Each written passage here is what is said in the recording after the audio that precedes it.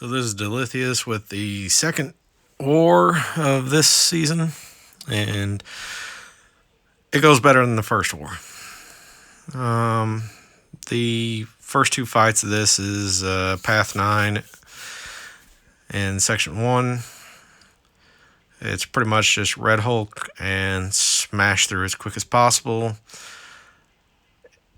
There's some credit to, trying to play it a little safer, trying to avoid damage, but if you don't care about just throwing some pots in, you can just smash through on these, and you'll use some pots, but it's rather safe, and you'll get through. So as you can see on that Aarkus fight, it's very quick, very easy, and I smashed through. On this korg, it's a little bit more difficult, and you see the damage back you take is significantly more, but it's still the same theory of just smash through. On this, it's get to special 3, throw the special 3 when he doesn't have his rock shield up, and you're good. You got to play around the rock shield some. I actually screwed up there. I should have went for a 4 light, and then I ate a heavy because I was thinking about, I should have went with the 4 light. But it's Red Hulk as a rank 3 boosted. You've got plenty of health to play around with, so just don't mess up. And a big part of not messing up is not triggering the indestructible stubborn global node after you get the incinerated on, because you can see that's ticking for 1800 some per tick, so that's 3600 3700 per second, and you can see that just devastated him. And I don't really like korg here because with the I forget what it's called. Power Focus 1. That's it. It's really not that bad with him because you can just push him so hard and you don't have to spend a lot of time baiting. Whereas whenever he has power gain, you bait an SB2 and then you have to evade the SB1. And it's just not a real great combination. So to me, korg's not a great placement on that node. But yeah, I got through it just fine. I lost some health. I healed it back up before I went into this fight, just because I didn't want to forget after I had boosted, which I have done in the past, and obviously whenever you boost, it's even more health. This is Nick Fury versus IW, or Invisible Woman, and it's fairly simple.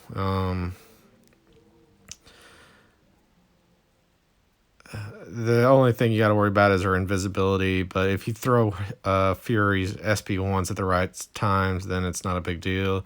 Her SP1, you block that first part, you can outrange the second part, and then just go back into punish, and you don't have to worry about the stubborn because she is a defensive champion.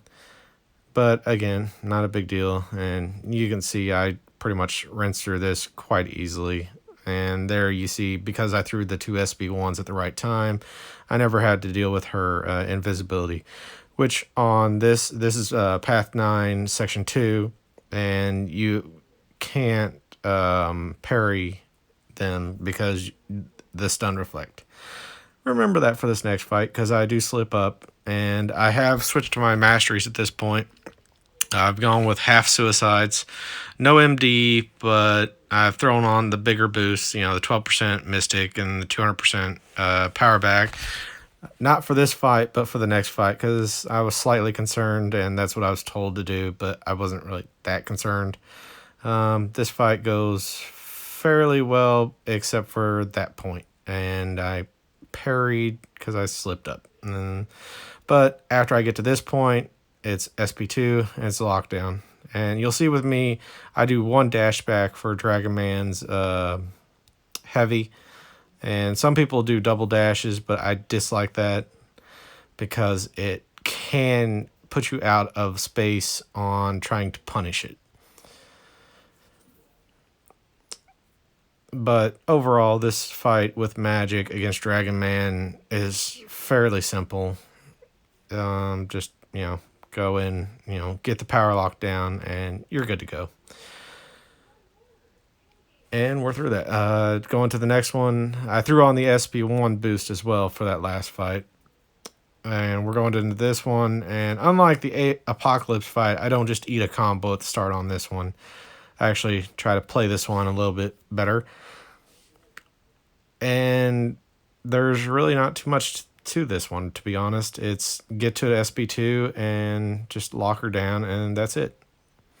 You do have to worry about the glancing, because kind of like Ant-Man's glancing, she can glance attacks where you'll not, trigger your power steal or your power lock, but I do some stand-up intercepts, nothing too risky, and I think it's a 40-second fight. It wasn't a big deal. This was probably my biggest worry of the war, and this was this MODOK here.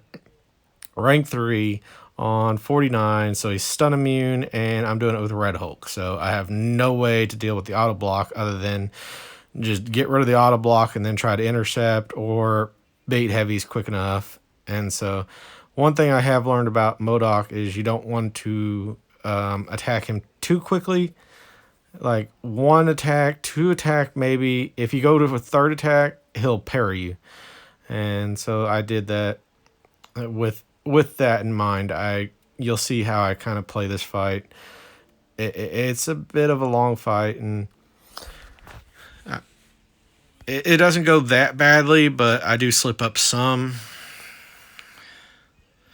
He also has really poor block proficiency, so hitting into his block is not a bad idea. I don't like pushing him much past 2 bars of power, because like right here, he's getting really stubborn, and you can see I just block it. I probably could have punished it there, but I wasn't real sure. And at this point, I'm kind of backed into the corner, and I'm a little bit worried, and I'm not really quite sure what I should do. So I threw that special, and now I'm kind of in a bit of a better spot because I can definitely outrange it, because evading MODOK's heavy in a corner is an extremely difficult thing to do consistently. Like, you can get it, once or twice, but you're really not too sure on it. But here I've got the SP3. I wanted to bait out the SP2 and then just throw the SP3, and this should be the end of the fight. Once again, after this comes up, I'm going to be blocking and just making sure that the Incinerate's able to do full damage, and I'm not worrying about it any type of damage back. And that is pretty much all there is to that war. Bye.